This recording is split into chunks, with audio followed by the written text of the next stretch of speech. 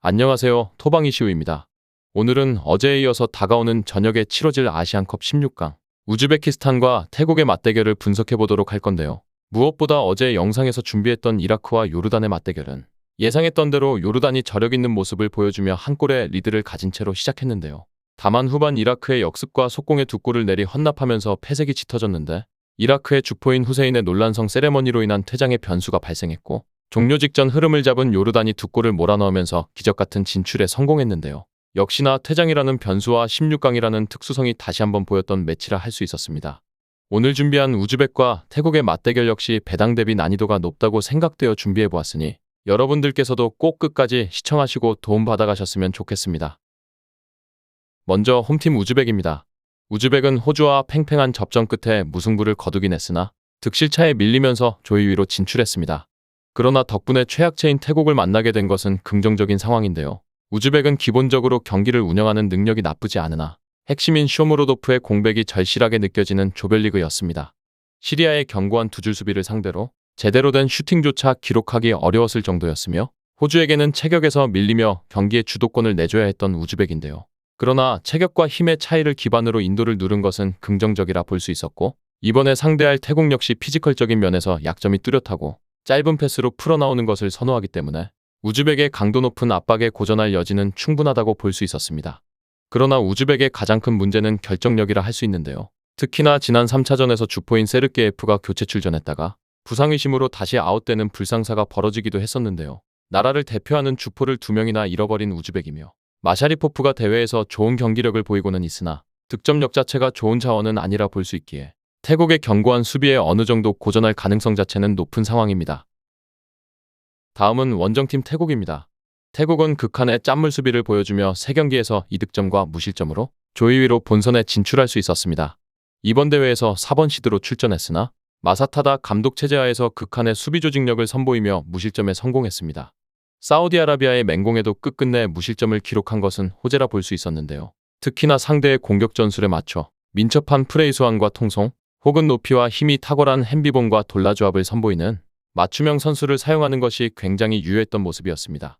그러나 중앙수비진을 제외한 선수들에게는 명백하게 피지컬적인 결함이 존재하는 태국이라고 볼 수 있었습니다. 상대의 건친 압박에 맥을 못 추며 공을 손쉽게 헌납하는 모습이 잦았고 때문에 무실점을 기록하고도 제대로 된 공격조차 못해보며 최근 2경기에서 단 2개만의 유효슈팅을 기록하는 데 그치고 말았으며 이번 일정에서도 우즈벡의 다부진 체격을 이용한 축구의 고전은 불가피한 상황이라 볼 수 있었습니다. 다음은 두 팀의 예상 라인업과 부상자 현황을 살펴보도록 하겠습니다. 우즈벡은 이번 일정에서 5-4-1의 포메이션을 채택해볼 전망인데요. 무엇보다 5백의 안정감을 기반으로 중원에서부터 상대와의 피지컬 싸움을 적극적으로 걸어올 공산이 클 전망이며 이러한 강한 압박이 어느 정도 태국을 상대로도 유효할 전망인데요. 다만 최전방의 주포의 공백이 너무나도 큰 상황이며 태국의 견고한 수비를 뚫어내고 득점까지 연결시키기란 결코 쉽지 않을 것으로 예상되었으며 이번 일정에서 핵심인 쇼무로도프가 부상으로 낙마한 상황입니다. 태국은 이번 일정에서 4-2-3-1의 전술을 준비할 전망인데요. 태국 역시 조별리그에서부터 상대 전술에 맞춤형 수비 라인을 구성하며 극한의 짠물 수비를 보여주면서 견고함을 과시 중인 만큼 주포의 부재가 뼈아픈 우즈벡을 상대로도 어느 정도 대응이 가능할 전망인데요. 다만 태국 역시 확실한 공격수의 부재가 존재하고 있고 상대에게 주도권을 내주고 수비하는 시간이 길어질 수밖에 없기 때문에 이렇다 할 또렷한 공격 찬스를 만들어내기란 결코 쉽지 않을 전망이며 태국은 이번 일정에서 특별한 결장자는 확인되지 않은 상황입니다. 다음은 해외 유명 베팅업체에서 부여한 배당을 체크해보도록 하겠습니다.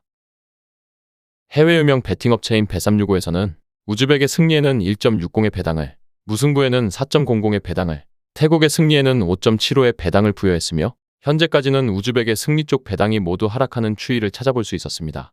다음은 언더 오버입니다.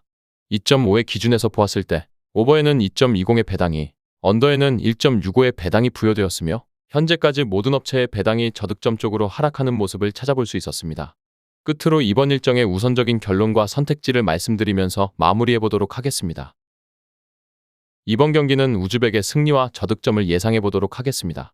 단판 토너먼트에서 가장 잘하는 전술에 집중할 것으로 예상되어지는 두 팀인데요. 때문에 태국은 우즈벡을 상대로 내려앉아 단단한 수비 조직력을 유지할 것으로 예상되었고 우즈벡에는 이를 확실하게 공략할 공격의 짜임새나 개인 기량이 부족한 상황입니다.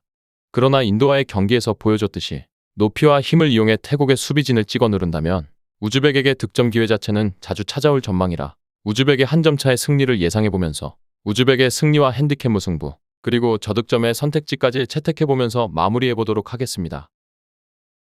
정확한 배당 변동에 따른 실시간 추적과 최종 예측은 배팅 마감 직전까지 이루어져야 합니다. 위 부분을 참고하는 배팅이 아닌 더 근시적인 결과는 배당률 흐름의 변화 및 경기 시작 전 결장자 정보에 따라 변동될 수 있습니다. 함께 배팅으로 더 효율적인 승률을 만들고자 만들어낸 채널입니다. 모든 경기를 영상에 담아내기에 한계가 있습니다. 이외 다른 경기들의 정보와 결과 예측 및 더 많은 도움이 필요하시다면 분석방으로 언제든지 연락주세요. 최선을 다해 보이겠습니다.